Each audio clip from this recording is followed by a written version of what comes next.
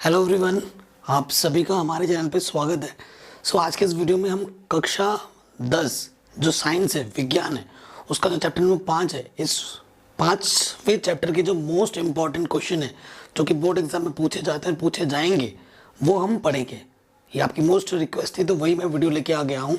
इस वीडियो को पूरा देखना तभी आपको फ़ायदा मिलेगा, अदरवाइज वेस्ट हो जाएगा। ठीक है, बहुत सारे क्वेश्चन लिए मैंने, आप खुद देखोगे इतने सारे क्वेश्चन मैंने लिए हैं।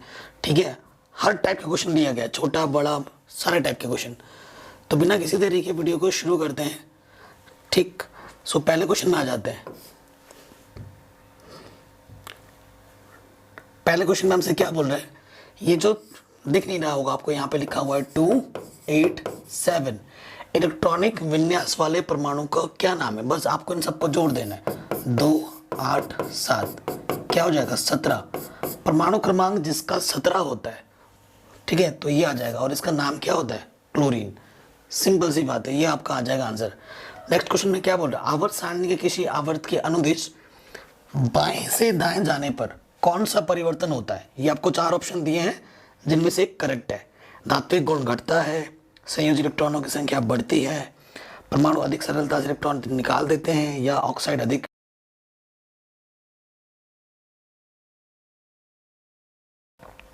अगला क्वेश्चन है, कह रहे परमाणु क्रमांक 20 वाला तत्व आवर्त सारणी में कहाँ रखा जाएगा, वो आपसे पूछ रहे हैं। देखो, परमाणु क्रमांक 20 है तो इसका परमाणु विन्यास करो। पहली कक्षा में 2 8 आएगा, 2 आता है, फिर 8 आएगा, फिर 8 आएगा, 2 8 10 8 18 2। ठीक है, ये परमाणु क्रम विन्यास कर दिया हमने। गिनो आप इनको, 1 2 3 4, तो आंसर आ जाएगा चौथे आवर्त में। अगर 3 होता तो तीसरे आवर्त में लिखता, 2 होता तो दूसरे आवर्त में लिखता, 4 है तो चौथे आवर्त में लिख दिया।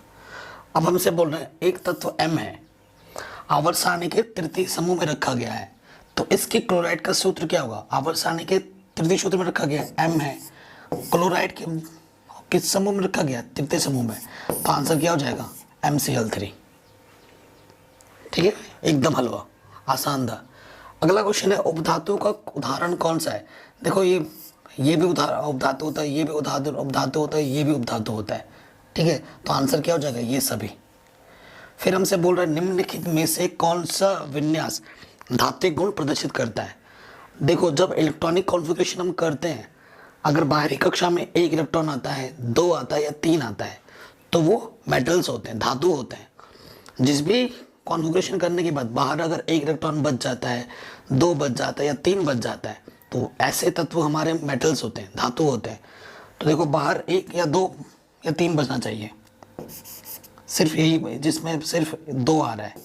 हमें तो 1 चाहिए था या 2 चाहिए था या 3 चाहिए था। देखो, यहाँ 4 आ रहा है, ये भी नहीं होगा, ये 8 आ रहा है, ये भी नहीं होगा, ये 7 आ रहा है, ये भी नहीं होगा। तो ये क्या हो जाएगा हमारा, ये हो जाएगा हमारा धातु, क्योंकि बाहर कितने इलेक्ट्रॉन आ रहे हैं, 2 आ रहे हैं, धातु हो गया। और ये सारे क्या हैं, धातु नहीं है। अब आ जाते हैं ना दूसरे टाइप के प्रश्नों में। ये सारे क्वेश्चन बहुत इंपॉर्टेंट है और कभी ना कभी बोर्ड एग्जाम में पूछे गए हैं या फिर पूछे जा सकते हैं, काफ़ी इंपॉर्टेंट है। ये क्वेश्चन आपसे क्या बोल रहा है, तत्वों के वर्गीकरण की आवश्यकता क्यों है। और मैं आपको इन सब का PDF भी प्रोवाइड करवा दूंगा अपने टेलीग्राम चैनल में। ठीक है, क्वेश्चन में आंसर क्या होगा, तत्वों की अत्यधिक संख्या होने के कारण उनके गुणों तथा उपयोगों का भिन्न भिन्न अध्ययन करना संभव नहीं था। अतः तत्वों को विशेष रूप में व्यवस्थित करके प्रत्येक के विषय में अध्ययन करने के लिए इनका वर्गीकरण करना आवश्यक था। ये इसका आंसर होगा। मतलब इतने सारे तत्व हो गए थे, अगर उनको हमें अच्छे से जानकारी उनके बारे में एकत्रित करनी थी तो उनका वर्गीकरण करना बहुत ज़रूरी था। अब सोचो, अगर आपके स्कूल के सारे बच्चों को एक साथ पढ़ाया जाएगा तो आप सीख पाएंगे अच्छे से, नहीं। तभी तो कक्षा 1 के बच्चों को अलग किया जाता है, 2 के बच्चों को अलग किया जाता है, 3 के बच्चों को अलग किया जाता है, ताकि सबका अध्ययन हम कर पाएँ, सबको उचित शिक्षा दे पाएँ। तो वही चीज़ यहाँ पर भी है। तो सबका वर्गीकरण करना इसलिए आवश्यक था ताकि हम उनका सटीक अच्छे से अध्ययन कर पाएँ। अगला क्वेश्चन है, अष्टक नियम प्रतिपादित करने वाले वैज्ञानिक का नाम क्या था। तो नाम क्या है, जॉन न्यूलैंड। नेक्स्ट क्वेश्चन हमसे बोल रहे हैं, क्या न्यूलैंड्स के अष्टक के स्तंभों में डायबेनर के अतिरिक्त पाए जाते हैं? तुलना करके पता कीजिए। आंसर क्या होगा? हाँ, ऐसा एक स्तंभ क्या है? Li, लिथियम, ठीक है, फिर क्या है? पोटेशियम और सोडियम, ये आ जाएगा। अगला क्वेश्चन क्या है? ए बी सी डायबेनर के अतिरिक्त के तत्व हैं, ठीक है, तो आपको इसका आंसर देना है। और हम बोल रहे हैं ए का परमाणु भार 7 है, बी का परमाणु भार 23 है, तो सॉरी सी का परमाणु भार 23 होगा, तो बी का परमाणु भार ज्ञात करना है, यहाँ सी होगा। आपको पता है अगर डायबेनर ने क्या बोला था, अगर 3 त्रिक लेता है वो, तो ए और सी को जोड़ने पर और उसका आधा करने पर क्या मिलता है? बी मिलता है। तो ए और सी कितना दे रखा था? 7 दे रखा था ए, ये दे रखा था 23/2, सो क्या हो जाएगा? 30/2, ये काटोगे तो कितना आ जाएगा? 15। तो बी का परमाणु भार कितना होगा? 15 होगा, ठीक है, ये आ जाएगा आंसर। आगे बढ़ते हैं। ये क्वेश्चन पूछा गया, देखो 12 में, 13 में, 14 में, कितना इंपॉर्टेंट क्वेश्चन है। कह रहे हैं मेंडलीव का आवर्त नियम क्या है? जो मेंडलीव का आवर्त नियम था, एक क्वेश्चन ये इंपॉर्टेंट बन जाता है, मेंडलीव की आवर्त सारणी और आधुनिक आवर्त सारणी में क्या अंतर है? बहुत बार पूछा जाता है, ठीक है, दोनों के बारे में बता देना चाहिए। मेंडलीव ने तत्वों के परमाणु भार के बढ़ते हुए क्रम में व्यवस्थित किया था, और आधुनिक आवर्त सारणी में तत्वों के परमाणु क्रमांक के बढ़ते हुए क्रम में व्यवस्थित किया गया है, ये मुख्य अंतर है। तो ये लिखना है आपको, इस नियम के अनुसार तत्वों के गुणधर्म उनके परमाणु द्रव्यमानों के आवर्ती फलन होते हैं, ठीक है, ये आपका मेंडलीव का नियम है। नेक्स्ट क्वेश्चन आपसे क्या पूछ सकता है? मेंडलीव की आवर्त सारणी में वर्गों तथा आवर्तों की संख्या लिखी है। तो मेंडलीव की आवर्त सारणी में 9 वर्ग थे और 7 आवर्त थे। वर्ग जिसे समूह भी बोला जाता है, 9 समूह थे या फिर 9 वर्ग थे और 7 आवर्त थे मेंडलीव वाले में। अगला क्वेश्चन है, आवर्त सारणी के एक ही आवर्त के तत्वों के परमाणु आकार किस प्रकार परिवर्तित होते हैं? तो ये सब चीज़ें मैंने जब एनसीईआरटी पढ़ा रहा था वहाँ पर डिटेल में बताया था, वहाँ पर हमारे सारे कॉन्सेप्ट क्लियर हुए थे। अगर आपने वो वीडियो ढंग से देखी है, पढ़ी है, तो ये सारे क्वेश्चन आपको आ रहे होंगे फटाफट, या तो फिर आपको इसको याद करना पड़ जाएगा, ठीक, ये सब बात बता रखा है वहाँ पर।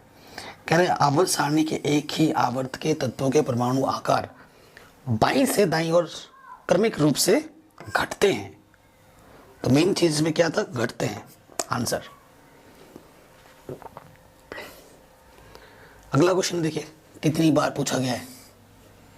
कह रहे आधुनिक आवर्त नियम क्या है? जो अभी लेटेस्ट वाला चल रहा है ना, उसके लिए पूछ रहे हैं।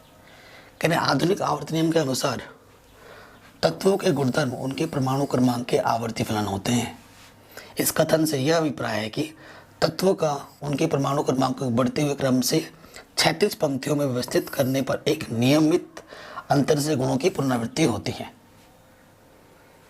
मतलब तत्वों को उनके परमाणु क्रमांक के बढ़ते हुए क्रम में रखा गया है, और इस तरीके से रखने पर जो तत्व हमें मिलते हैं उनमें एक निश्चित अवस्था के बाद एक सटीक गुण मिलता है, ठीक है। तो ये चीज़ लिखा हुआ है यहाँ पर। अगला प्रश्न क्या है? किसी तत्व का इलेक्ट्रॉनिक विन्यास 383 है, इसे आवर्त सारणी के किस समूह में रखना उचित होगा? ठीक है, किस सारणी में रखना उपयोग होगा? देखो 1 2 3 है, तो ये क्या आ जाएगा? तृतीय समूह आ जाएगा। कौन सा आ जाएगा? तृतीय समूह में रखना क्या होगा? उचित होगा। बस इतना आंसर है।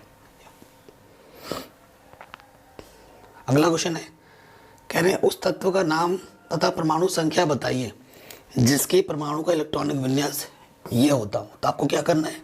इन सभी को जोड़ देना है। यहाँ पर ना 2 था तो गलती से इन्होंने 3 लिख दिया है, तो इन सबको जोड़ देना है। तो जोड़ने पे क्या मिलेगा? 11 मिलेगा। और 11 किस तत्व का नाम होता है? सोडियम। और सोडियम का परमाणु क्रमांक क्या होता है? 11। ऐसे क्वेश्चन पूछे जाएंगे एग्जाम में। अगला क्वेश्चन क्या है? कह उस तत्व का नाम तथा परमाणु संख्या बताइए जिसके परमाणु के इलेक्ट्रॉनिक विन्यास 287 है।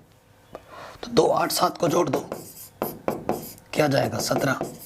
17 किसका होता है? क्लोरीन का। आंसर क्या जाएगा? क्लोरीन। हो गया। इतना सिंपल क्वेश्चन है, पूछा जाएगा ऐसा क्वेश्चन एक। अगला क्वेश्चन हमसे पूछ रहा है उपधातु क्या होती है। उपधातु क्या होती है? जिसमें धातु और अधातु दोनों के गुण पाए जाते हैं उसे उपधातु कहते हैं।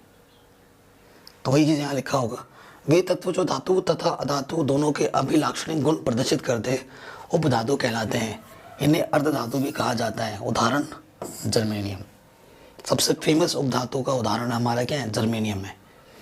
तो ये भी हो गया। नेक्स्ट क्या बोला? उत्कृष्ट गैसों की खोज किसने की थी? ठीक है, तो लॉर्ड रैले तथा सर रैमजे ने 1894 में उत्कृष्ट गैसों की खोज की थी। ठीक है, ये क्वेश्चन भी हमारा आराम से बन गया। अगला क्वेश्चन है आयनन एंथैल्पी से क्या तात्पर्य है? आयनन एंथैल्पी क्या होती है वो आपको बताना है। तो आंसर क्या होगा?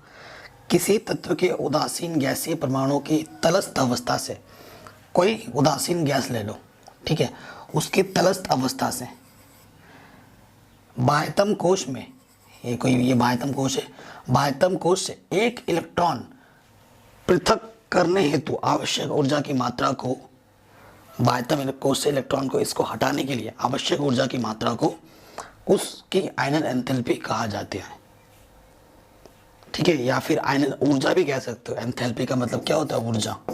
आयनन ऊर्जा या आयनन एंथैल्पी का मतलब एक ही हुआ।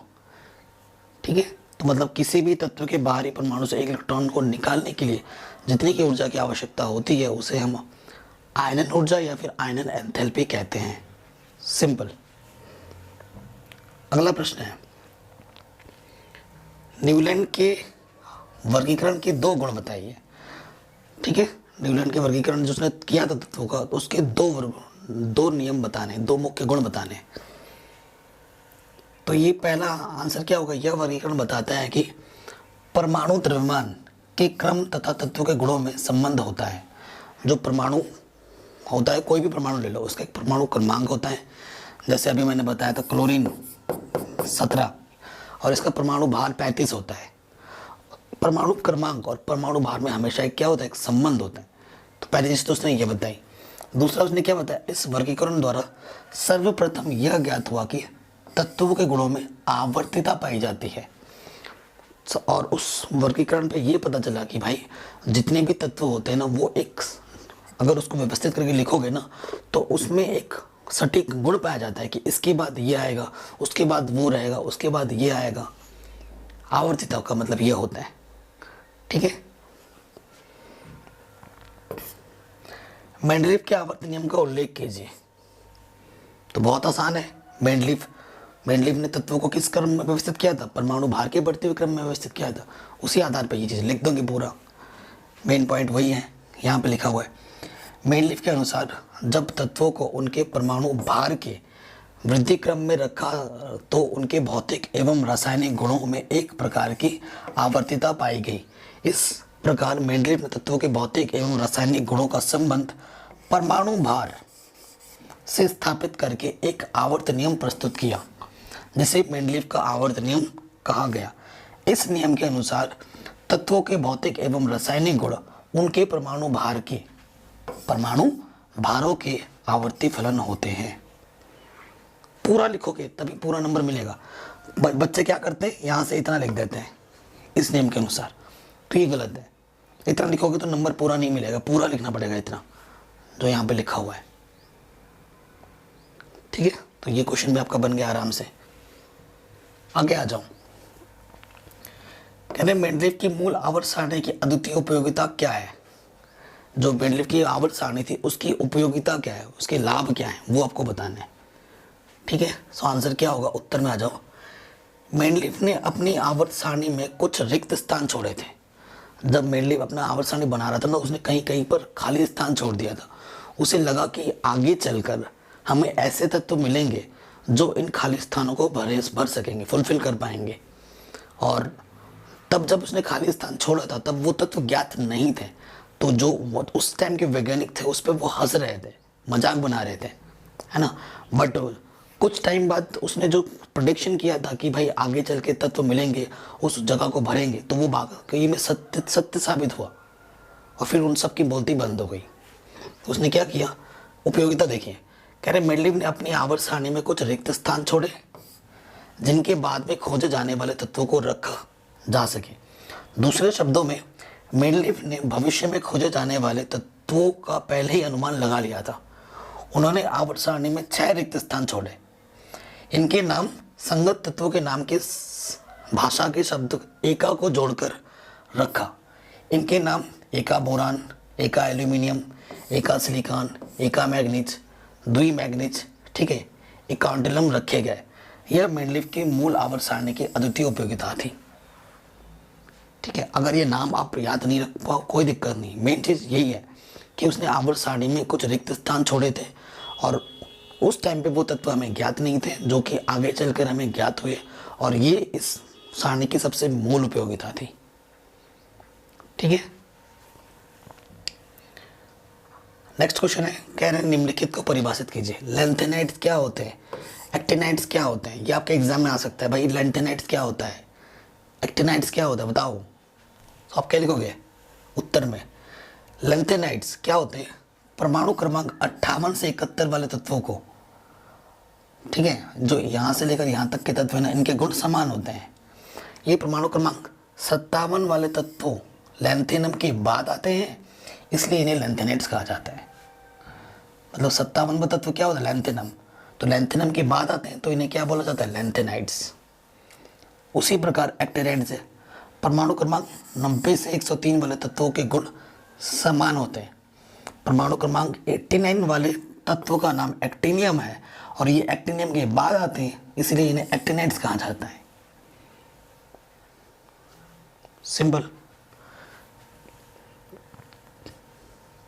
अगला क्वेश्चन है जो मैं आपको बार बार बोल रहा हूं कि आवर्तिता आवर्तिता आवर्तिता क्या है। क्या किसी एक समूह के तत्वों के गुणधर्म समान होते हैं, इस कथन की 100 उदाहरण व्याख्या कीजिए। देखो आवर्तिता क्या होता है, एक गुण होता है जो एक निश्चित पद के बाद बार बार पुनरावृत्ति करता है। ठीक है, एक गुण है आवर्तिता।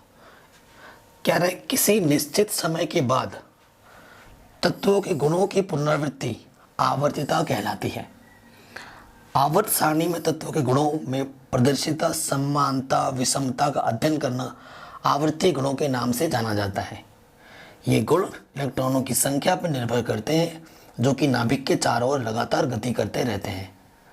बाह्यतम कोश में समान इलेक्ट्रॉन संख्या वाले तत्व समान गुण प्रदर्शित करते हैं। जो भी आपके तत्व लोग और उनके अगर बाह्यतम कोश में जितने इलेक्ट्रॉन बच जाएंगे, जैसे एक तत्व के बाहर में 2 बच रहा, एक दूसरा तत्व लिया उसके बाहर भी 2 बच रहा है, तो वो जो दोनों तत्वों के गुण होंगे ना वो आपस में क्या होंगे, समान होंगे। ठीक है, फिर नेक्स्ट वाला क्वेश्चन का आंसर क्या है, किसी भी वर्ग के सभी तत्वों के गुण समान होते हैं। अगर आप कोई वर्ग लोगे और उसमें उन तत्वों को देखोगे तो उस वर्ग में उपस्थित सभी तत्वों के गुण समान होंगे। जैसे लिथियम और सोडियम के सबसे बाहरी कोश में एक एक इलेक्ट्रॉन है, इसीलिए इनके गुण भी समान है। तो ये एक आवर्तिता का बेहतरीन उदाहरण है। ये आवर्तिता का मतलब होता है। आपको क्वेश्चन देख के आइडिया लग रहा है ना कितने शानदार क्वेश्चन है। क्वेश्चन को समझोगे, पढ़ोगे तो भी आपका चैप्टर क्लियर हो जाएगा। आपका चैप्टर का जो कॉन्सेप्ट है वो ऑटोमेटिकली क्लियर हो जाएगा। बहुत ही शानदार है। नेक्स्ट क्वेश्चन है, आधुनिक आवर्त सारणी के समूह में ऊपर से नीचे जाने पर परमाणु आकार बढ़ता है, क्यों? बढ़ता तो है लेकिन क्यों बढ़ता है वो आपसे पूछ रहे हैं, रीजन देना है, कारण देना है। सो आंसर क्या होगा, आधुनिक आवर्त सारणी के समूह में ऊपर से नीचे जाने पर परमाणु क्रमांक के बढ़ने के साथ साथ उनके परमाणु आकार भी बढ़ते हैं। अब देखो परमाणु क्रमांक बढ़ेगा तो उसका आकार भी बढ़ता रहेगा, है ना, क्योंकि किसी समूह में ऊपर से नीचे जाने पर तत्वों के परमाणु क्रमांक बढ़ने पर इलेक्ट्रॉनों की संख्या की वृद्धि होने के कारण उनकी कोश की संख्या में क्रमशः वृद्धि होती है। अब जैसे जैसे बढ़ोगे, जैसे 1 का 5 था, ठीक है, 1 का 7 है, 1 का 9 है, ऐसे है। जैसे हम आगे बढ़ रहे हैं तो इसके जो कोशों की संख्या होती है ना वो भी धीरे धीरे बढ़ती रहेगी। किसी में 2 होगा, किसी में 3 होगा, किसी में 4 होगा, ऐसे कोशों की संख्या बढ़ती रहेगी। तो क्या बोल रहे हैं, उनके कोशों की संख्या में क्रमशः वृद्धि होती है, परंतु बाह्य कोश में इलेक्ट्रॉनों की संख्या समान रहती है। फलस्वरूप बाह्यतम कोश व नाभिक के केंद्रों की जो मध्य की दूरी होती है, इसमें इतना था, इसमें थोड़ा इतना हो गया, इसमें इतना हो गया, वो बढ़ता रहता है। नाभिक के और उस बाह्यतम इलेक्ट्रॉन देखो ये नाभिक है और ये बाहर का इलेक्ट्रॉन है, इनके बीच की जो दूरी है वो लगातार बढ़ती रहती है।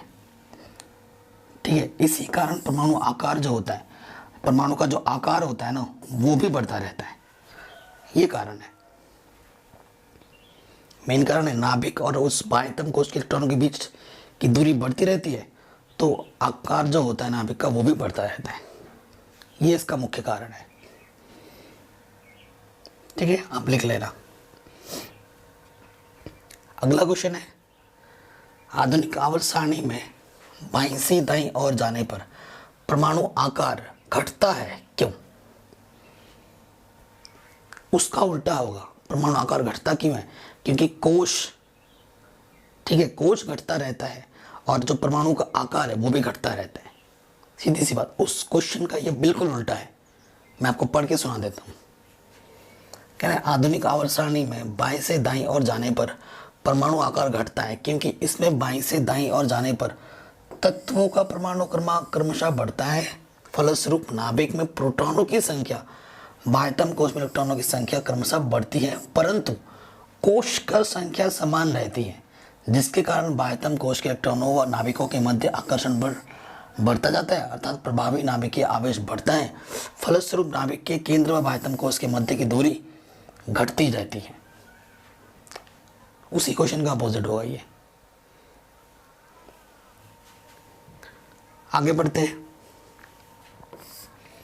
कह रहे आवर्त सारणी में हाइड्रोजन की स्थिति अनिश्चित रहती है, क्यों?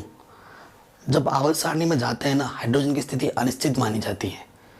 क्यों? क्योंकि उसमें उसकी जो परमाणु क्रमांक है वो कितना है? 1 है। हाइड्रोजन की परमाणु क्रमांक कितनी है? 1 है ना। पहले हाइड्रोजन से शुरू होता है। अब देखो इसका कारण क्या है। कह रहे हैं आवर्त सारणी में हाइड्रोजन की स्थिति अनिश्चित रहती है, क्योंकि हाइड्रोजन के गुण वर्ग एक के तत्वों के गुणों से समानता रखते हैं। जैसे एक इलेक्ट्रॉन त्याग कर, देखो उसके पास एक इलेक्ट्रॉन है ना, एक इलेक्ट्रॉन है तो एक त्याग सकता है। हर एक चीज़ का नेचर है। हाइड्रोजन कोशिश करता है हीलियम बनने का, और बाकी तत्व चाहते हैं कि मेरे जो बाहर के तत्व हैं, बाहर का जो इलेक्ट्रॉन है वो पूरे हो जाए। हर एक तत्व चाहते हैं, मतलब अक्रिय होने का प्रयास करता है हर एक तत्व। अक्रिय होने का मतलब है कि उसके बाहर के जो कॉन्फ़िगरेशन है वो फिल हो जाए, पूरे हो जाए, तो उसे क्रिया करनी ना पड़े। ठीक है, वो फिर ऐसे आराम से बैठा बैठा पूरा मस्त एंजॉय करे। हर एक इंसान सोचता है कि मैं अमीर बन जाऊँ, तो वैसे ही हर एक तत्व भी यही सोचता है कि मेरे बाहर के इलेक्ट्रॉन पूरे हो जाए, ताकि मेरे को क्रिया करनी ना पड़े। तो कह रहे हैं जैसे एक इलेक्ट्रॉन त्याग कर धनायन H पॉजिटिव का बनना, हैलोजन से संयोग कर समान प्रकार के हैलाइड का बनना, वैद्युत अपघटन पर कैथोड पर हाइड्रोजन का मुक्त होना आदि है। इसी तरीके से इसके जो गुण होते हैं ना, उसकी निश्चितता बनी पानी अनिश्चित हो जाती है। ठीक है, तो ये पूरा कारण आपके स्क्रीन पर दिख रहा होगा, आप इसे नोट कर लेना। आगे बढ़ते हैं। कह रहे स्पष्ट कीजिए कि आर्गन परमाणु का आकार क्लोरीन से बड़ा क्यों है। जो आर्गन परमाणु है और जो क्लोरीन है से बड़ा क्यों है वो आपको बताना है। ठीक है, तो आंसर क्या है कि जो आर्गन परमाणु का एक अक्रिय गैस परमाणु है। अक्रिय क्यों है? क्योंकि इसके अष्टक पूर्ण होते हैं। आर्गन का परमाणु क्रमांक कितना होता है? 18, 2, 8, 8 अष्टक पूर्ण है इसके, तो ये क्या है? एक अक्रिय गैस है। कह रहे हैं आर्गन परमाणु एक अक्रिय गैस परमाणु है जो संरचनात्मक रूप से स्थायी होता है। चूंकि इसके बाह्यतम कोश में इलेक्ट्रॉनों का अष्टक होता है, अतः इसके परमाणु के मध्य केवल दुर्बल वांडरवॉल्स बल कार्य करते हैं तथा इसकी त्रिज्या वांडरवॉल्स त्रिज्या होती है। इस कारण इसका जो आकार है क्लोरीन से बड़ा होता है। दूसरी ओर क्लोरीन जो हैलोजन तत्व का मेंबर है, बाहरी कोश में केवल 7 इलेक्ट्रॉन होते हैं। क्लोरीन है ना, क्लोरीन का 17, 2, 8, 7, बाह्यतम कितने हैं? 7 है, और इसके कितने हैं? 8 है। इसके अष्टक पूर्ण है और इसके अष्टक पूर्ण नहीं है। केवल 7 इलेक्ट्रॉन होते हैं, जो इसके नाभिक पर अत्यधिक धनावेश का कारण है। ठीक है, इसके परिणाम स्वरूप इसके इलेक्ट्रॉन नाभिक की ओर खींचते हैं तथा नाभिक के समीप आ जाते हैं। ठीक है, और समीप आता है तो आकार क्या हो जाता है? छोटा हो जाता है, और ये बड़ा रह जाता है। यही कारण है।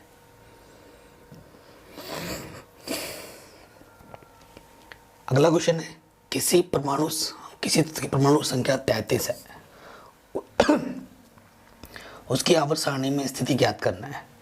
33 है तो परमाणु विन्यास करो, पहले कक्ष में 2 आएगा, दूसरे में 8 आएगा, तीसरे में 18 आएगा, तो ये हो गया 10 28, कितना बचा 5 बचा, 33 कितने हो गए 1 2 3 4। सो आंसर क्या होगा, 4 इलेक्ट्रॉन कोश है, इसलिए ये आवर्त सारणी के चौथे आवर्त में होगा। तो आवर्त आप कितना लिखोगे इसमें क्वेश्चन में, आवर्त कितना होगा चौथा। बाहरी कक्ष में कितने इलेक्ट्रॉन है 5, ठीक है, बाहरी कक्ष में 5 इलेक्ट्रॉन है, तो ये कौन से वर्ग में आएगा 5। आवर्त 4 होगा, वर्ग 5 होगा, आंसर इतना लिख देना, इतना रामायण लिखने की जरूरत नहीं है। ये कॉन्फ़िगरेशन दिखाओगे ऐसे लिख दोगे, ठीक है। कोशों की संख्या 4 है अर्थात आवर्त संख्या 4 होगी, बाह्यतम कक्षा में 5 इलेक्ट्रॉन है अर्थात वर्ग 5 होगा। ये आपका उत्तर हो जाएगा आराम से। इसी टाइप के बहुत सारे क्वेश्चन लिए गए हैं। अब आपके सामने कह रहे हैं 2 तत्वों का नाम लिखिए जिनकी बाहरी कक्षा में 5 इलेक्ट्रॉन होते हैं। बाहरी कक्षा में 5 इलेक्ट्रॉन होते हैं, नाइट्रोजन N7, फास्फोरस, ठीक है ना 15। ख में क्या बोल रहा, उस तत्व का नाम लिखिए जिसके दूसरे कोश में पहले कोश से दुगने इलेक्ट्रॉन होते हैं। कार्बन, दूसरे कोश में पहले कोश से दुगने इलेक्ट्रॉन होने चाहिए, 2 दूनी 4। कार्बन, कार्बन का परमाणु क्रमांक क्या होता है 6, हो गया। अगला क्वेश्चन है, उस इलेक्ट्रॉनिक विन्यास 2 8 7 वाला एक तत्व, ठीक है, ये शायद तत्व क्या है, ये 5 नहीं है, मिस प्रिंटिंग हुई है, तो इनको जोड़ दो, 2 8 7 17, 17 किसका होता है क्लोरीन का, तत्व की परमाणु संख्या इतनी है। फिर बोल रहे हैं इस तत्व की परमाणु संख्या क्या है, परमाणु संख्या 17 है, इस आवर्त संख्या, इसकी आवर्त संख्या कितनी होगी, देखो 1 2 3, तो आवर्त संख्या कितनी होगी 3 होगी। और समूह कौन से में रखा जाएगा, समूह 7वें में रखा जाएगा, क्योंकि इसके बाह्यतम कोश में कितने इलेक्ट्रॉन है 7, तो कौन से समूह में रखा जाएगा, सप्तम समूह में, ठीक है, किस में रखा जाएगा सप्तम समूह में, 7वें समूह में। तो ये क्वेश्चन भी हमारा आराम से बन गया। इसी टाइप का बहुत सारा क्वेश्चन और भी लिया हमने, क्योंकि इंपॉर्टेंट है, पूछा ही जाएगा। एक तत्व का इलेक्ट्रॉनिक विन्यास 2 8 4 है, इस तत्व की परमाणु संख्या क्या होगी 2 8 4, जोड़ दो कितना जाएगा 14 होगी, और इसका नाम क्या होगा सिलिकॉन। 14 किसका होता है परमाणु क्रमांक, सिलिकॉन। मैंने आपको स्टार्टिंग में ही बोला है कि आपको 1 से लेकर 30 तक परमाणु क्रमांक और उसके नाम प्रतीक अच्छे से याद होने चाहिए, और ये पूछा जाता है, इससे आपके क्वेश्चन बनेंगे। अगला क्वेश्चन है, 2 तत्वों के नाम लिखिए जिनकी बाहरी कक्षा में 7 इलेक्ट्रॉन होते हैं। उस अधातु का नाम लिखिए नेक्स्ट जिसके सबसे बाहरी कक्षा में 6 इलेक्ट्रॉन है तथा कुल कोशों की संख्या 3 है। तो पहला जो आंसर है, 2 तत्वों के नाम लिखने जिसके बाहर 7 इलेक्ट्रॉन पाए जाते हैं। सो पहला मैंने लिखा है क्लोरीन, क्लोरीन का परमाणु क्रमांक 17। फिर लिख रहा है मैंने क्या Br, ब्रोमीन, ये बाहर 7 इलेक्ट्रॉन पाए जाते हैं। नेक्स्ट क्वेश्चन हमसे बोल रहे हैं उस अधातु का नाम लिखिए जिसकी बाहरी कक्षा में 6 इलेक्ट्रॉन है तथा कुल कोशों की संख्या 6 है। तो आंसर क्या होगा सल्फर, सल्फर का 16 होता है, 2 8 6, बाहरी कक्षा में 6 और कुल कोशों की संख्या कितनी है 3। आराम से हो गया। तो ये क्वेश्चन भी हमारा आराम से बन गया है ना। आप नोट करते रहना, समझना भी है और आपको नोट भी करना है। क्वेश्चन को लिखने से आप लिख लिख के समझोगे तो ज़्यादा फायदा होगा, आपकी मेमोरी उतनी स्ट्रांग होगी, आप चीज़ों को उतना जल्दी देर तक याद रख पाओगे, उतना अच्छे से समझ पाओगे। ये नहीं कि खाली देख ही जा रहे हो, ऐसे एक तरफ से सुनोगे एक तरफ से भूल जाओगे, ऐसा मत करना। पढ़ रहे हो अच्छी बात है, लेकिन हाँ साथ ही साथ आपका पेन कॉपी भी चलना चाहिए, ठीक है। नेक्स्ट क्वेश्चन में आ जाते हैं। नेक्स्ट क्वेश्चन क्या बोल रहे हैं, मेंडलीव के आवर्त नियम तथा आधुनिक आवर्त नियम में क्या अंतर है। ये क्वेश्चन मोस्ट इंपॉर्टेंट है, सबसे ज़्यादा इंपॉर्टेंट क्वेश्चन है ये। अथवा मेंडलीव का आवर्त नियम आधुनिक आवर्त नियम से किस प्रकार भिन्न है समझाइए। मतलब दोनों में मुख्य अंतर क्या है वो आपको बताना है, ठीक है। अगर आपको दोनों के नियम पता है तो आप क्वेश्चन को आराम से टैकल कर पाएंगे। क्वेश्चन क्या बोल रहा है, मेंडेलिव का आवर्त नियम तत्वों के भौतिक तथा रासायनिक गुणधर्म उनके परमाणु भारों के आवर्ती फलन होते हैं। अर्थात यदि तत्वों का उनके परमाणु भारों के बढ़ते हुए क्रम में रखा जाता है तो एक निश्चित अवधि के पश्चात समान गुण वाला तत्व पुनः आ जाता है। ये बोला किसने? मेंडेलिव ने। अब आधुनिक आवर्त नियम क्या है? आधुनिक आवर्त नियम का रचयिता कौन है? मोजले। आधुनिक आवर्त नियम तत्वों के भौतिक तथा रासायनिक गुण उनके परमाणु क्रमांकों के आवर्ती फलन होते हैं। अर्थात यदि तत्वों को उनके परमाणु क्रमांकों के बढ़ते हुए क्रम में रखा जाता है तो निश्चित अवधि के पश्चात समान गुण वाला तत्व पुनः आ जाता है। ये दोनों में अंतर है। अगर वन शॉट में बात करूं तो मेंडेलिव ने तत्वों का वर्गीकरण परमाणु भार के बढ़ते हुए क्रम में किया, जबकि आधुनिक आवर्त नियम ने परमाणु क्रमांक के बढ़ते हुए क्रम में किया, जो कि दोनों तत्वों का मूल लक्षण है, मुख्य गुण है। तो ये क्वेश्चन काफ़ी पूछा जाता है बोर्ड एग्जाम में और एकदम आसान भी है, बेसिक है ना। सो इसको ज़रूर कर लेना। अगले क्वेश्चन पे आते हैं। कह रहे आधुनिक आवर्त नियम क्या है? आधुनिक आवर्त सारणी में समूह तथा आवर्त का आशय स्पष्ट कीजिए। ठीक, तो देखो मोजले ने, मैंने अभी बोला, मोजले ने 1913 में आधुनिक आवर्त नियम प्रतिपादित किया। इस नियम के अनुसार तत्वों के भौतिक तथा रासायनिक गुण उनके परमाणु क्रमांक के आवर्ती फलन होते हैं। मतलब पहले जो आवर्त सारणी थी, उस आवर्त सारणी में क्या था कि तत्वों के परमाणु भारों के बढ़ते हुए क्रम में व्यवस्थित किया गया था।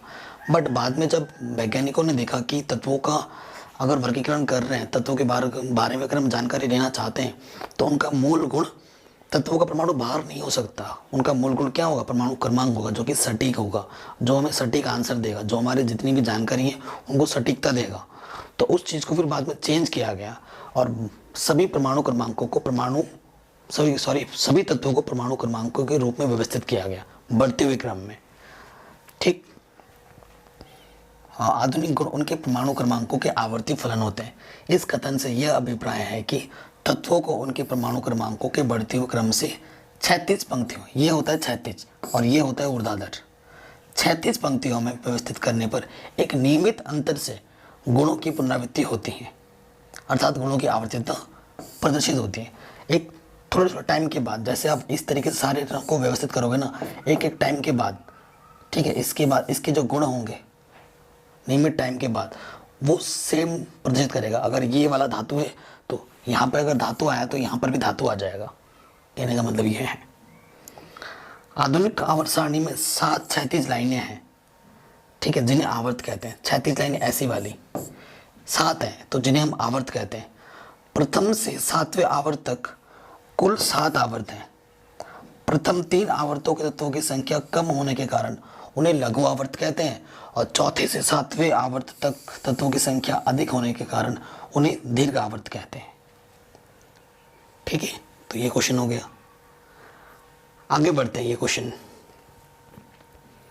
कह रहे हैं आवर्त सारणी के आधार पर तत्व के गुणों में आवर्तिता का क्या अर्थ है? नंबर 2, एक परमाणु क्रमांक इलेक्ट्रॉनिक विन्यास इतना है, इस तत्व की परमाणु संख्या क्या है? निम्नलिखित में से तत्व की किसकी रासायनिक समानता होगी? परमाणु संख्या कोष्टक में दी गई है, कौन सी होगी? ये बताना है। तो आवर्तिता क्या है वो मैं पहले ही बता चुका हूँ, है ना, थोड़ी देर पहले ही पढ़ के आए कि आवर्तिता का क्या मतलब होता है। ठीक, तो देखो आवर्तिता क्या होती है? किसी निश्चित समय के बाद तत्वों के गुणों की पुनरावृत्ति आवर्तिता कहलाती है। आवर्त सारणी में तत्वों के गुणों के प्रदर्शित समता विषमता का अध्ययन करना आवर्ती गुणों के नाम से जाना जाता है।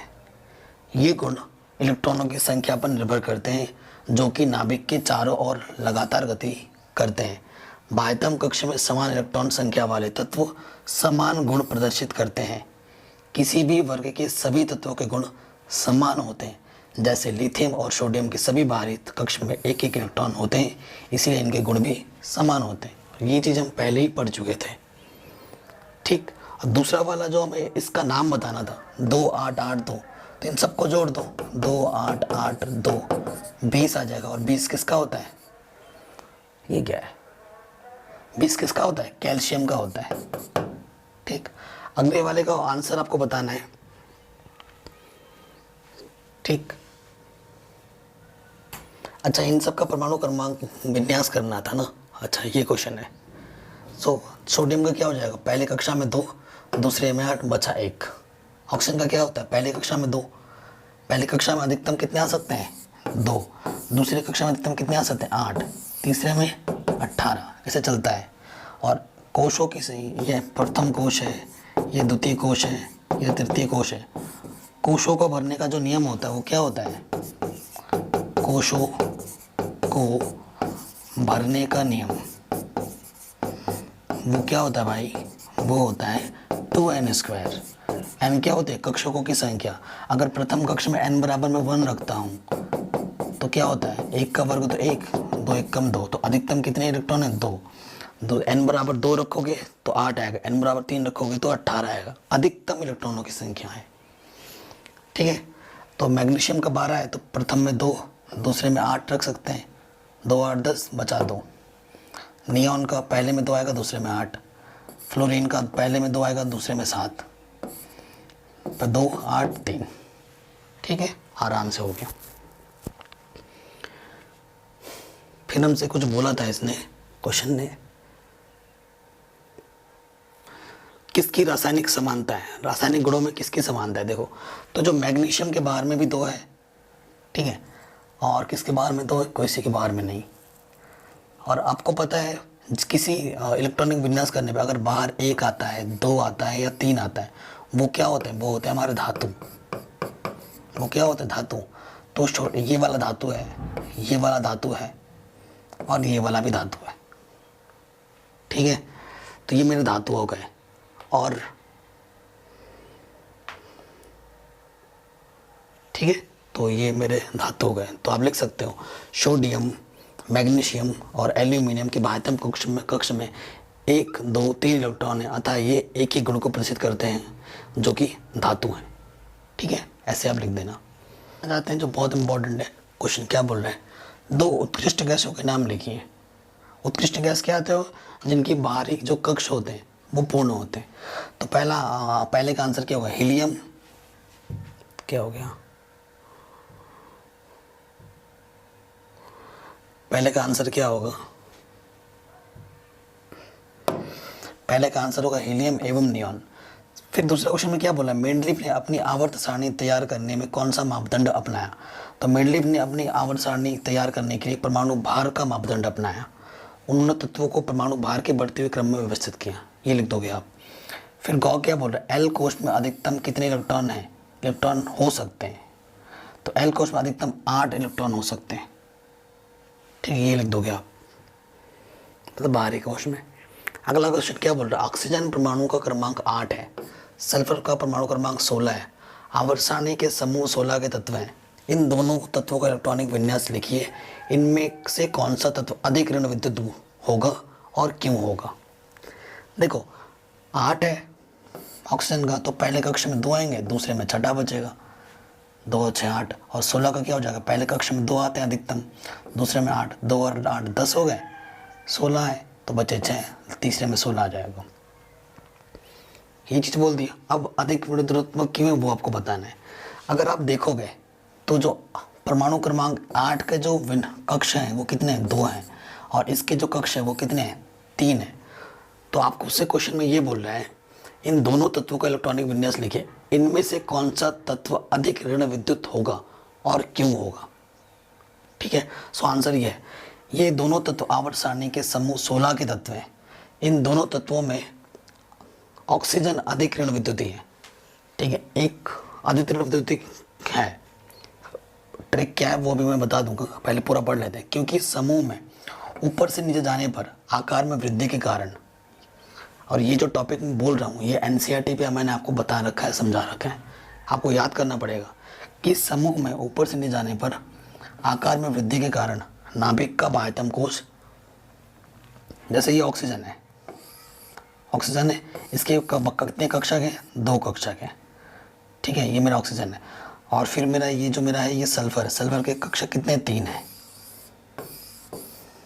ठीक है,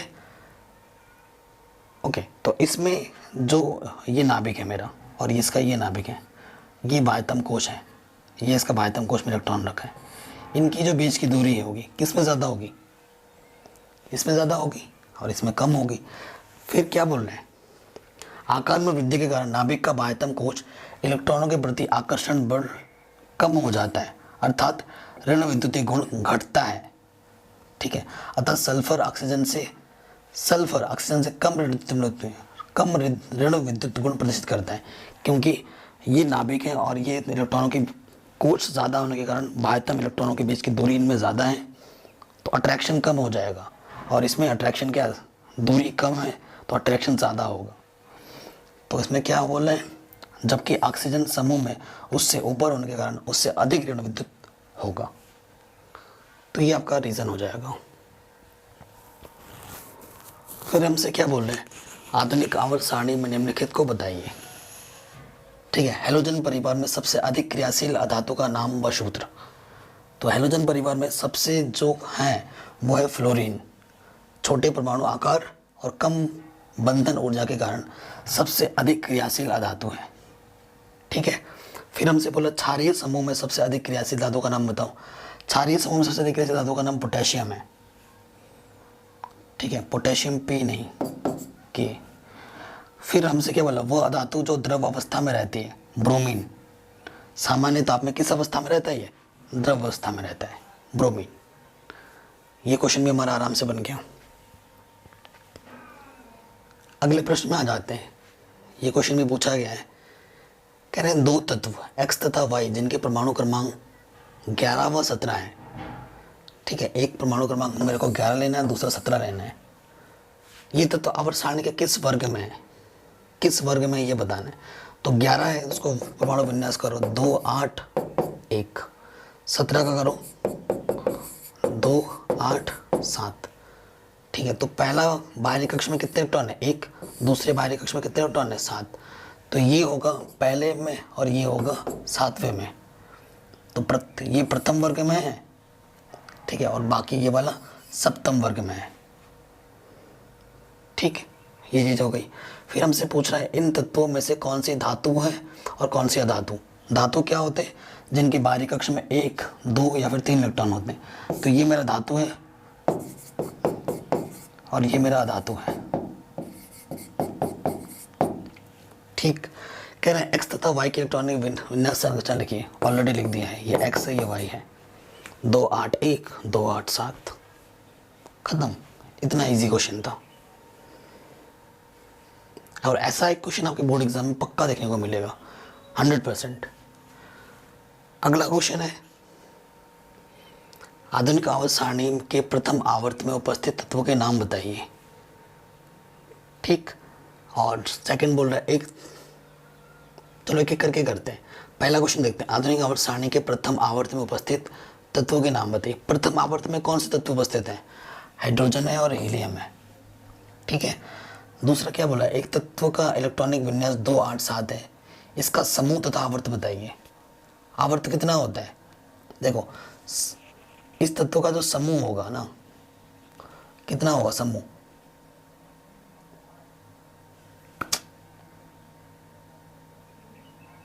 देखो समूह जो होता है वो 7 होगा। यहाँ पर बाहरी कक्षा में 7 इलेक्ट्रॉन है, तो यहाँ 17 लिखा है, गलत होगा, 7 है। और आवर्त संख्या कितनी होगी, 1 2 3, ये सही है। फिर हमसे क्या बोला, एक तत्व M आवर्त सारणी के तीसरे समूह में, इसके ऑक्साइड का सूत्र क्या होगा। M ऑक्साइड का सूत्र क्या होगा, MO3 M2O3। तो ये इंपॉर्टेंट क्वेश्चन है काफ़ी। क्वेश्चन क्या बोल रहे हैं, न्यूलैंड के अष्टक नियम की क्या सीमाएं हैं।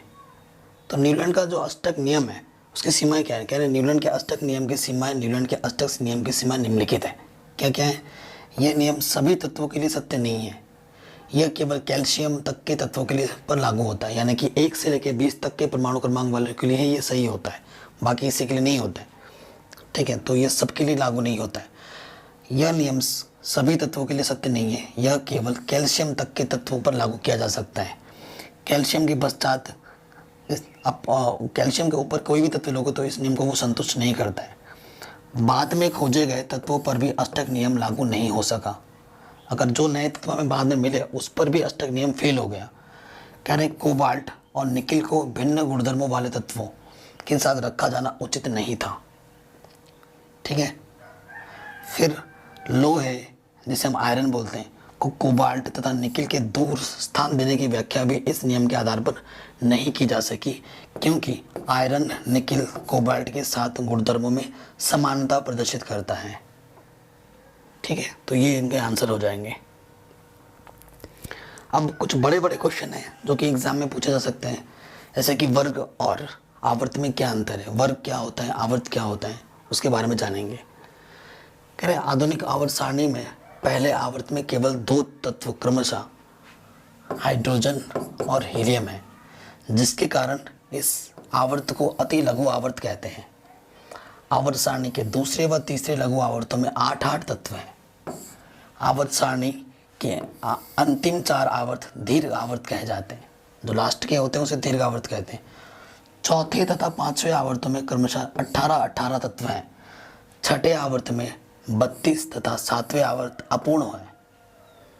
ठीक है, चौथे, 5वें तथा छठे आवर्तों में प्रत्येक में ही तत्वों की 2 श्रेणियां, पहली सम होगी तथा दूसरी विषम है। सम श्रेणी में 8 और विषम श्रेणी में 7 तत्व हैं। इन दोनों श्रेणियों के मध्य 3 तत्व एक ही स्थान पर व्यवस्थित किए गए हैं। इस प्रकार तीनों दीर्घ आवर्तों में सम तथा विषम श्रेणियों में कुल मिलाकर 9 तत्वों को व्यवस्थित किया गया है। ये 9 तत्व संक्रमण तत्व कहे जाते हैं। ये बस जानकारी के लिए, ये क्वेश्चन बोर्ड एग्जाम में नहीं आएगा, उतनी टेंशन मत लो आप, बस ये नॉलेज के लिए।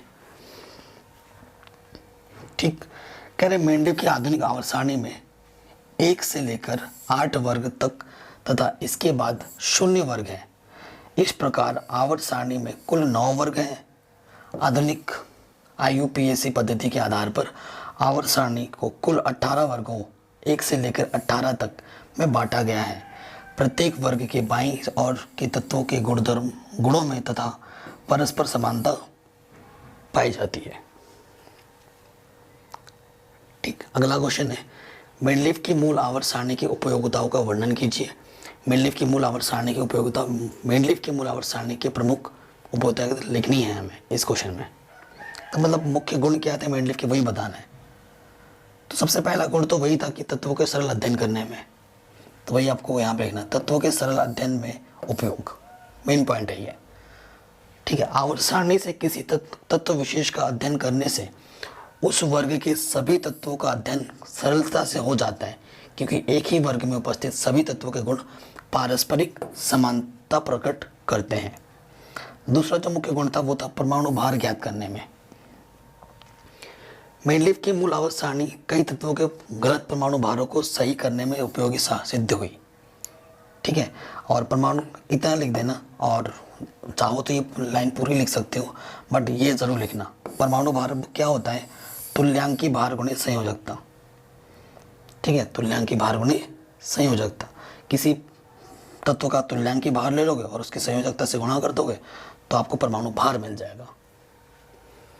ठीक, ये चीज़ थी।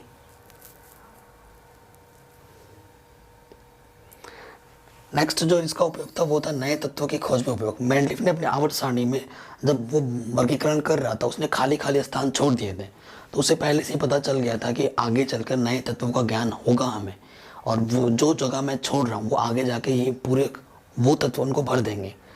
तो वो चीज़ सत्य हुई।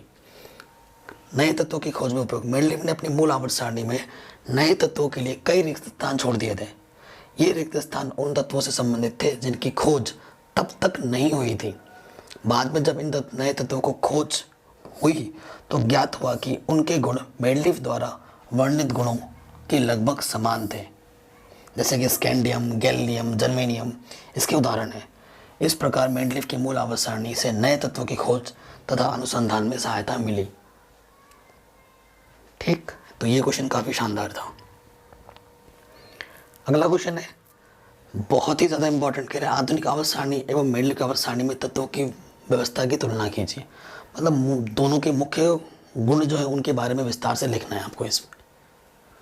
तो पहला है मेंडलीव की आवर्त सारणी। मेंडलीव की आवर्त सारणी क्या थी कि वो परमाणु भारों के बढ़ते हुए क्रम में व्यवस्थित किए गए थे, तो वही लिखेंगे। इसमें तत्वों को उनके परमाणु भारों के बढ़ते हुए क्रम में व्यवस्थित किया गया है। इसमें वर्गों की संख्या 8 है। इसमें प्रत्येक वर्ग में उपवर्ग ए तथा बी में विभाजित किए गए हैं। इसमें उत्कृष्ट गैसों का वर्ग उपस्थित नहीं था क्योंकि उस समय तक उत्कृष्ट गैसों की खोज नहीं हुई थी। इसमें समस्थानिकों को कोई स्थान नहीं दिया गया। इससे संक्रमण तत्वों को वर्ग 8 में साथ साथ रखा गया। ठीक है, ये बात थी मेंडलीव के लिए। अब बात करेंगे आधुनिक आवर्त सारणी की।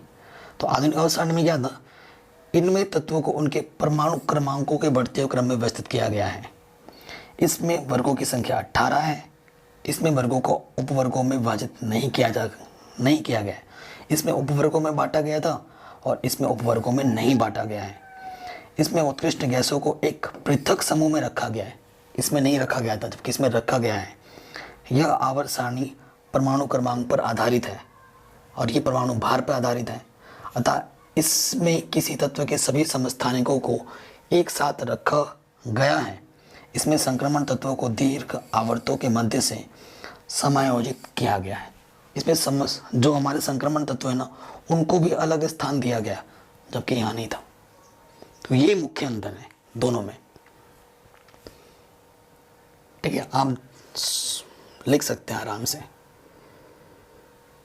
अगला क्वेश्चन है, कह रहे मेंडलीव की आवर्त सारणी की सीमाएं लिखिए। मेंडलीव की आवर्त सारणी की क्या कमियां थी, मतलब उसकी लिमिटेशन क्या थी, बाउंडेशन क्या थी, वो आपको बताना है। तो पहली सीमा तो यही थी कि हाइड्रोजन का स्थान वो निश्चित नहीं कर पाया। ठीक है, तो ये इस सारणी में हाइड्रोजन को प्रथम समूह में क्षार धातुओं के साथ उनके समान धन विद्युतीय गुणों के कारण सप्तम समूह में हैलोजनों के स्थान उनके समान ऋण विद्युतीय गुण के कारण 2 स्थानों पर रखा गया।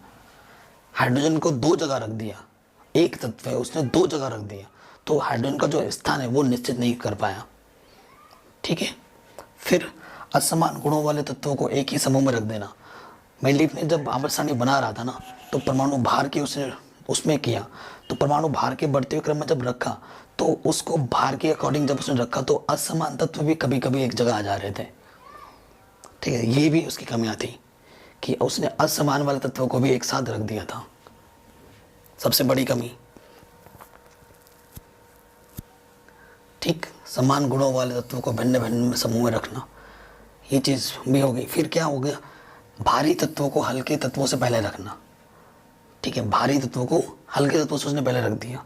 जैसे कि कोबाल्ट, परमाणु का भार इतना है और निकेल का भार इतना है। ठीक, उसने इसको पहले रख दिया। फिर क्या है, टेल्यूरियम, जिसका भार इतना है और आयोडीन का भार इतना है। उसने बोला कि परमाणु भार के बढ़ते हुए क्रम में व्यवस्थित किया, तो उसको पहले छोटा वाला रखना चाहिए, फिर बड़ा वाला रखना चाहिए। बट उसने कभी कभी क्या किया, परमाणु गुण को मैच करने के लिए बड़े वाले को छोटे वाले से पहले रख दिया, तो ये भी उसने गलत किया, ये उसकी कमी थी। ठीक है, फिर दुर्लभ मृदा तत्वों को वो कोई स्थान ही नहीं दे पाया। ठीक है, ये जो मैं अंडरलाइन कर रहा हूँ ना, इसको आपको याद रखना है। इसको याद रखोगे तो आप उसके बारे में थोड़ा 1-2 लाइन बढ़ा कर लिख दो तो आपको पूरे नंबर मिलेंगे। तो आप क्या करोगे कि वो दुर्लभ मृदा तत्वों के स्थान को भी स्थान नहीं दे पाया। फिर समस्थानिकों को भी कोई स्थान नहीं दे पाया। समस्थानिक तथा समभारिकों की खोज से यह स्पष्ट हो गया कि तत्वों का मूल लक्षण उनका परमाणु भार नहीं होता। समस्थानिकों के परमाणु भार भिन्न होते हैं परंतु उनके गुण समान होते हैं। समभारिकों के परमाणु भार तो समान होते हैं परंतु उनके गुण भिन्न भिन्न होते हैं। यह मेंडलीव की मूल आवर्त सारणी में समस्थानिकों का स्थान निश्चित नहीं है। फिर क्या किया था उसने, 8वें समूह के तत्वों को 3 ऊर्ध्वाधर स्तंभों में रखा जाना, ये भी गलत हो गया उससे। ये भी उसकी कमी थी कि उसने क्या किया था कि 8वें समूह के तत्वों को 3 ऊर्ध्वाधर स्तंभों में रख दिया था। तो ये मेंडलीव की आवर्त सारणी की क्या थी, कमियां थी। अब ये कुछ क्वेश्चन पूछे गए आपसे, इनके उत्तर देने हैं आपको। कह रहे आधुनिक आवर्त सारणी में निकेल तथा कोबाल्ट की स्थिति में किस प्रकार सुधार किया गया। और मैं आपसे एक रिक्वेस्ट करना चाहूँगा कि इस चैप्टर का जो मैंने एक सेपरेट एक अलग वीडियो बना रखा है, ठीक है, एनसीईआरटी से संबंधित, उसे देखना पहले। अगर आपने ये वीडियो देख लिया अच्छी बात है, उसको भी एक बार देखो। तो ये वीडियो अगर आपको कोई भी कन्फ्यूज़न आपको लग रहा है इस वीडियो में, तो उस वीडियो को देखने के बाद ये कन्फ्यूज़न भी दूर हो जाएगी। और ये वीडियो और वो वीडियो दोनों जब आपस में देख लोगे तो आपका कॉन्सेप्ट स्ट्रांग हो जाएगा। और आप एग्ज़ाम में फोड़ के आओगे, है ना, नहीं तो फिर रटनी पड़ जाएगी चीज़ों को। और साइंस को रटा नहीं जाता, साइंस को समझा जाता है, और एक बार समझ गए तो ज़िंदगी भर भूलते नहीं हो। कह रहे आधुनिक आवर्त सारणी में निकिल तथा कोबाल्ट की स्थिति में किस प्रकार सुधार किया गया। कोबाल्ट का परमाणु क्रमांक 27 है और निकिल का परमाणु क्रमांक 28 है। आधुनिक आवर्त नियम के अनुसार तत्वों को उनके परमाणु क्रमांक के क्रम में रखा जाता है, अतः कम परमाणु क्रमांक वाला तत्व कोबाल्ट पहले तथा अधिक परमाणु वाला तत्व निकिल बाद में आएगा। ठीक है, ये चीज़ थी, तो इस तरीके से सुधार किया गया। नेक्स्ट इस पे क्या पूछ रहा है, आधुनिक आवर्त सारणी में विभिन्न तत्वों के समस्थानिकों की स्थिति का क्या निर्धारण हुआ। तो आंसर क्या होगा, आधुनिक आवर्त नियम के अनुसार चूंकि एक ही तत्व के समस्थानिकों का परमाणु क्रमांक समान होता है, अतः इन्हें एक ही स्थान पर रखा जाना उचित है। ठीक है, ये इसका कारण आंसर हो जाएगा सेकंड वाले का। थर्ड वाला क्वेश्चन क्या था, क्या यह संभव है कि परमाणु क्रमांक 1.5 वाला तत्व हाइड्रोजन तथा हीलियम के मध्य स्थित कर दिया जाए। तो आंसर क्या है, नहीं, ऐसा हो ही नहीं सकता।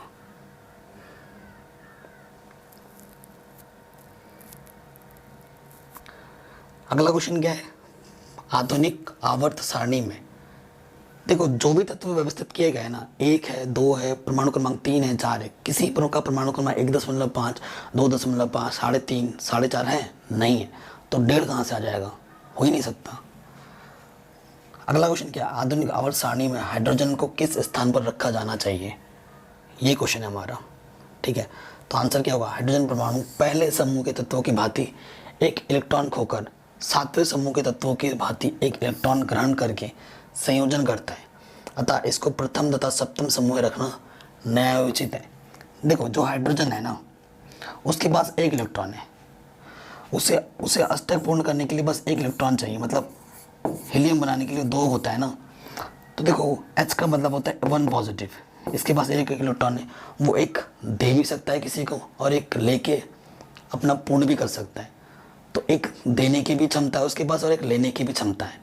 देने के लिए पहला हो गया, लेने के लिए सप्तम समूह हो गया, तो दोनों में रखना उचित है, वही बोल रहे हैं। तो इस तरीके से हमने इस चैप्टर के जो मोस्ट इंपॉर्टेंट क्वेश्चन थे वो हमने देख लिए हैं।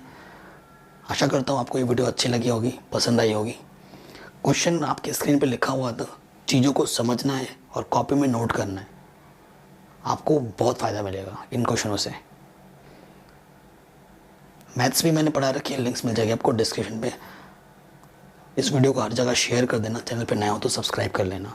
मिलते हैं आपसे नेक्स्ट वीडियो में, तब तक के लिए बाय एंड जय हिंद, जय भारत, जय जवान, जय किसान।